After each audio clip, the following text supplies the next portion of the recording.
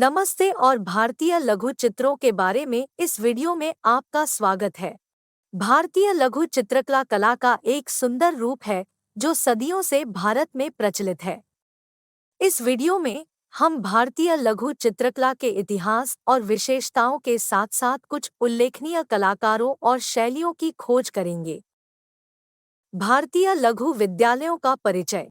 जैसा कि नाम से पता चलता है, लघु चित्र रंग-बिरंगे हस्तनिर्मित चित्र होते हैं जिनका आकार बहुत छोटा होता है। इन चित्रों की एक महत्वपूर्ण विशेषता जटिल स्ट्रोक है जो लघु चित्रों की विशिष्ट पहचान में योगदान करते हैं। इन चित्रों को कागज और कपड़े जैसी सामग्री पर बनाया गया था। लघु चित्रों में प्रयुक्त रंग प्राकृतिक होते हैं और सब्जियों, खनिजों, नील, शुद्ध सोने और चांदी आदि से बने होते हैं। दुनिया भर के कलाकारों ने चित्रों के माध्यम से अपने विचार व्यक्त किए, लेकिन भारत के लघु चित्रों में प्रयुक्त सबसे आम विषय रागों का समावेश है या संगीत स्वरों का पैटर्न और धार्मिक और पौराणिक कहानियां। भारत में सबसे प्रारंभिक लघु चित्रकला का पता 7वीं शताब्दी ईस्वी में लगाया जा सकता है, जब पलास ने भारत के पूर्वी भाग पर शासन किया था। ये चित्र उस समय अपने चरम पर पहुंचे जब भारत में इस्लामी सभ्यता फलने फूलने लगी। लघु चित्रों की पाल शैली से उभरकर कई शताब्दियों के दौरान भारत में लघु चित्रों के विभिन्न स्कूल विकसित हुए। ये स्कूल भारत के विभिन्न क्षेत्रों में प्रचलित सामाजिक, धार्मिक, आर्थिक और राजनीतिक पहलुओं के परिणाम थे। लघु चित्रों के कुछ महत्वपूर्ण विद्यालयों का उल्लेख नीचे किया गया है। 1. बंगाल, बिहार और उड़ीसा का पाला या पूर्वी स्कूल 750 ई से 12वीं सदी के मध्य तक। पाल शब्द युग के शासक सम्राटों धर्मपाल और देवपाल के नामों से लिया गया था। इस युग के चित्र बौद्ध धर्मशास्त्रों और बुद्ध के जीवन के दृश्यों को चित्रित करते हैं। चित्रों पर अक्सर नालंदा, सोमपुरा, महाविहार आदि बौद्ध मठों के चित्र प्रदर्शित किए जाते थे। पाल राजा के परोपकार के तहत ताड़ के पत्तों पर बहुत सारी पांडुलिपियों को बौद्ध देवताओं के चित्रों के साथ लिखा और चित्रित किया गया था। इन चित्रों ने हजारों छात्रों को आकर्षित किया, जिसके कारण यह कला रूप पूरे दक्षिण पूर्व एशिया में फैल गया और ये चित्र श्रीलंका, नेपाल, तिब्बत और बर्मा जैसे देशों में भी प्रसिद्ध हो गए। चित्रों में रंगों के प्रतीकात्मक उपयोग, रेखा के कुशल उपयोग, नाजुक प्राकृतिक रंगों के तरीके, रूपों के नाजुक मॉडलिंग आदि पर जोर दिया गया। 13वीं शताब्दी के पूर्वार्ध में जब मुस्लिम आक्रमणकारियों ने बौद्ध मठों पर हमला किया और उन्हें ध्वस्त कर दिया, तो पाल कला अचानक समाप्त हो गई। 2. पश्चिमी या जैन स्कूल 10वीं से 15वीं शताब्दी ई। पेंटिंग की पश्चिमी भारतीय शैली गुजरात, राजस्थान और मालवा के क्षेत्र में प्रचलित थी। पश्चिमी भारत में कलात्मक गतिविधि के लिए प्रेरक बल जैन धर्म था, जैसे अजंता और पाल कलाओं के मामले में यह बौद्ध धर्म था। यह भारत में लघु चित्रों के शुरुआती स्कूल में से एक है। इसे 11वीं शताब्दी ईस्वी में महत्व मिला जब कल्प सूत्र और कालकाचार्य कथा में तीर्थंकर चित्रित किए गए थे।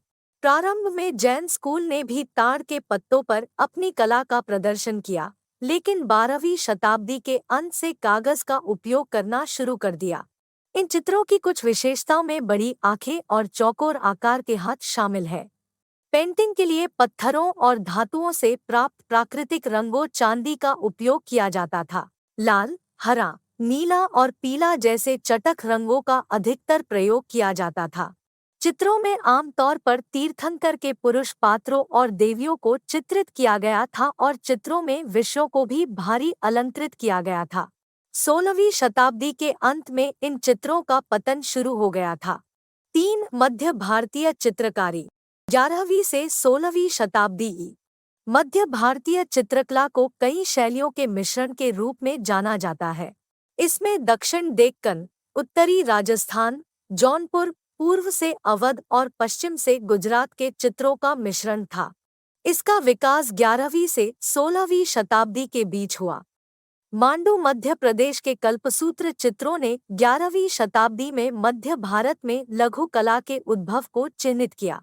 लगभग 1100 से 1400 एडी तक पांडुलिपियों के लिए ताड़ के पत्ते का उपयोग किया गया था और बाद में इस उद्देश्य के लिए कागज पर पेश किया गया था। कल्पसूत्र और कालकाचार्यक था दो बहुत लोकप्रिय जैन ग्रंथ जिन्हें चित्रों के साथ बार बार लिखा और चित्रित किया गया था। 15वीं शताब्दी के दौरान पेंटिंग की फारसी शैली ने पेंटिंग की पश्चिमी भारतीय शैली को प्रभावित करना शुरू कर दिया, जैसा कि कल्पसूत्र की कुछ सचित्र पांडुलिपियों की सीमा पर दिखाई देने वाले फारसी चेहरे के प्रकार और शिकार के दृश्यों से स्पष्ट है।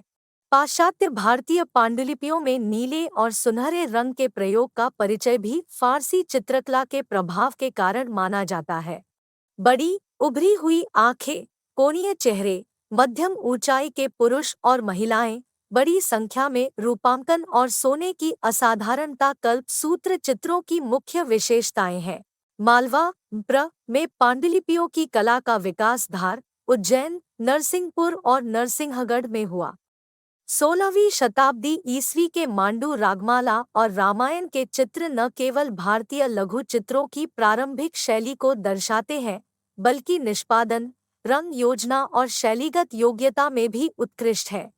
16वीं शताब्दी के पूर्वार्ध से संबंधित चित्रकला के बेहतरीन उदाहरण हालांकि लघुचित्रों के एक समूह द्वारा प्रस्तुत किए जाते हैं, जिन्हें आमतौर पर कुल्हादार समूह के रूप में नामित किया जाता है। इस समूह में चौरपंचसिका के चित्र शामिल है, बिल्हान द्वारा चोर के 50 छंद, गीता गोविंदा, भागवत पुराण और रागमाला। इन लघुचित्रों की शैली शानदार विषम रंगों, जोरदार और कोणीय ड्राइंग, पारदर्शी चिलमन के उपयोग से चिह्नित है और शंक्वाकार टोपी कुल्हा की उपस्थिति, जिस पर पुरुष आकृतियों द्वारा पगड़ी पहनी जाती है।